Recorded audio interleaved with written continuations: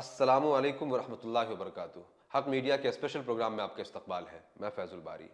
नाजरीन, इंडिया में मुसलमानों के खिलाफ हेट क्राइम काफी कॉमन है, जहां हम रिलीजन के बेस और बुनियाद के ऊपर डिफरेंट टाइप ऑफ डिस्क्रिमिनेशन तो देखते ही हैं, फिर उससे एक कदम और आगे बढ़ के फिजिकल अटैक्स भी हमें देखने को मिलता है, जहां असॉल्ट और ह्यूमिलिएशन के साथ साथ मॉब लिंचिंग के नाम पर मुसलमानों की जान भी ली जाती है।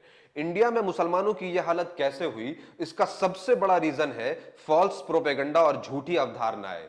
2016 के बाद लोगों ने इसको व्हाट्सएप यूनिवर्सिटी का टाइटल दे दिया। मगर हम ये देखते हैं कि मुसलमानों के खिलाफ जो अटैक्स होते हैं और जो किलिंग है और कत्लेआम है, उसको जस्टिफाई करने के लिए लोगों के बीच मुसलमानों की खून की कोई वैल्यू नहीं है, उन्हें जीने का कोई हक नहीं है। यह आइडिया को नॉर्मलाइज करने में ऐसे जो फॉल्स प्रोपेगेंडा है उनका बड़ा रोल रहा है।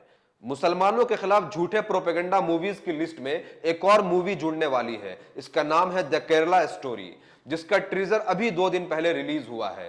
सनशाइन पिक्चर के बैनर के तले विपुल अमृतलाल शाह के प्रोडक्शन में बनी यह फिल्म बॉलीवुड की एक्ट्रेस अदा शर्मा ने लीड रोल प्ले किया है। आप इस ट्रीजर के कुछ हिस्से को देखें। मेरा नाम शालिनी उन्नीकृष्णन था। अब मैं फातिमा बा हूँ, एक ISIS terrorist in Afghanistan jail.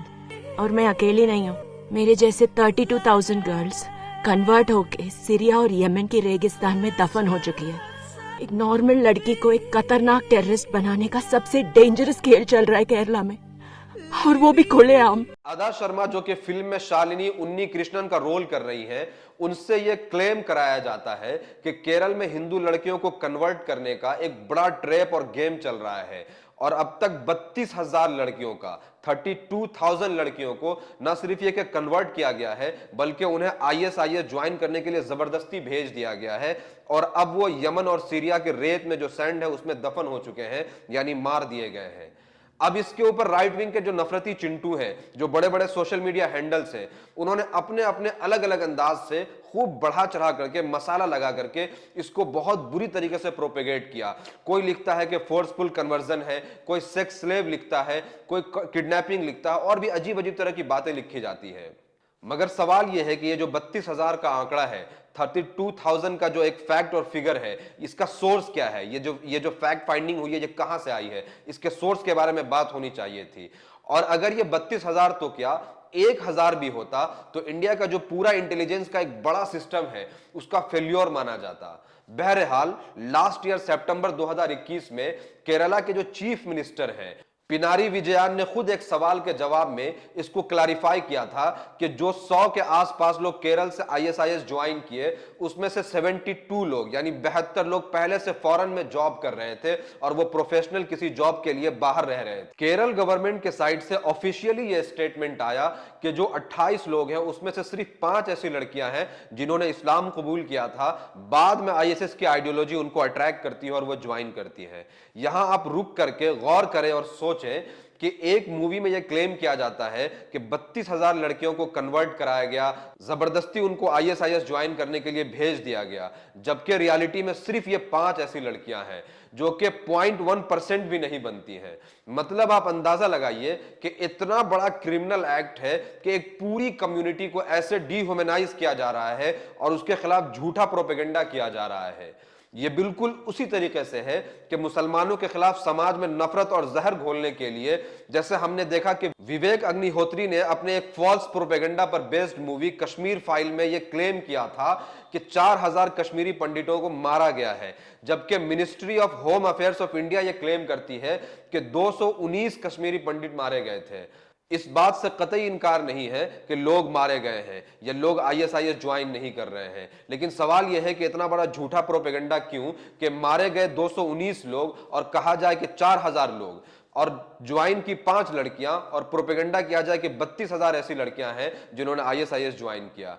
यह सिर्फ और सिर्फ इसलिए है कि मुसलमानों को समाज में क्रिमिनल के तौर पर पेश किया जाए और उनसे जीने का हक छीन लिया जाए। बॉलीवुड में इसकी शुरुआत काफी पहले हो चुकी थी। क्रिमिनल के रोल में किसी मुसलमान का नाम, गैंगस्टर के रोल में किसी मुसलमान का नाम, आतंकवादी के रोल में किसी मुसलमान का नाम, पठानी और खान ड्रेस, उसके सर के ऊपर टोपी और आंख में सुरमा, इसको तो बॉलीवुड ने बहुत पहले ही नॉर्मलाइज कर दिया था। मगर अब हम अलग तरीके के अटैक्स देखते हैं, जहां अब मूवीज आ रही हैं, लिपस्टिक अंडर माय बुर्का, हम दो हमारे 12, ये ऐसे झूठे आइडिया के ऊपर जो मिथ है उसके ऊपर बहुत सारी मूवीज पहले आ चुकी हैं, जिसके ऊपर अफसोस के साथ ज्यादा चर्चा नहीं हुआ है। फिर आपको कन्नड़ा सीरियल रजिया राम याद होगा, जिसमें एक आरएसएस बॉय को एक मुस्लिम लड़की का सेवियर दिखाया जाता है। ये सब एक सिस्टमैटिक अटैक है जो कहीं मुसलमानों के आइडेंटिटी को समाज में क्रिमिनलाइज करने के लिए, तो उनके ऊपर जो अटैक्स होते हैं, जो उनका कत्लेआम हो रहा है, उसको जस्टिफाई करने के लिए किया जा रहा है। तो कहीं वो दूसरे तरफ जो आम मुसलमान हैं, जिनको ग्राउंड रियलिटी के बारे में मालूम नहीं है, जो चीजों को इतने अच्छे से नहीं जानते हैं, उनके अंदर आरएसएस की जो आइडियोलॉजी है, जो हिंदुत्व की जो आइडियोलॉजी है, उसको नॉर्मलाइज करने के लिए और उनकी एक्सेप्टेंस बनाने के लिए इस तरह के मूवीज और सीरियल बनाए जा रहे हैं। आप यकीन कीजिए कि ये जो ट्रेंड इंडिया में शुरू हुआ है, 90 साल पहले जर्मनी में इसको बहुत अच्छे से आजमाया जा चुका है। जहां जर्मनी की जो एंटरटेनमेंट इंडस्ट्रीज थी, उन्होंने जीव्स के खिलाफ एक पर एक बहुत ही वाहियात मूवीज बनाए और जीव्स की जो आइडेंटिटी थी उसको क्रिमिनलाइज किया। और फिर दुनिया ने देखा कि किस तरीके से जीव्स का वहां कत्लेआम हुआ। ये किसी से ढका छुपा नहीं है। यहां आप एक चीज गौर करें कि आज जो गोदी मीडिया है, जो हमारी मेन स्ट्रीम मीडिया है, उसके जो बड़े बड़े न्यूज एंकर और जर्नलिस्ट हैं, अगर वो ऑनेस्टली अपना काम करें और प्राइम टाइम के ऊपर इसके फैक्ट और फिगर को डिस्कस करें, तो ये जो एक झूठा प्रोपेगेंडा है, ये बहुत आसानी से एक्सपोज हो जाएगा और इसका इंपैक्ट शायद कम हो सकता है। मगर अफसोस कि वो ऐसा नहीं करेंगे, क्योंकि ये सब एक बहुत बड़े नेक्सस के हिस्सा है। लेकिन यहां पर जो मुस्लिम जर्नलिस्ट, एक्टिविस्ट और जो पॉलिटिशियंस हैं, उसका बड़ा रोल है कि वो इसके ऊपर बात करें, इसको डॉक्यूमेंट करें, लोगों को अवेयर करें। उम्मीद करता हूं ये वीडियो आपको इंफॉर्मेटिव लगी होगी। इसको ज्यादा से ज्यादा शेयर करें। कमेंट में जरूर बताएं कि वीडियो आपको कैसा लगा। Thank you.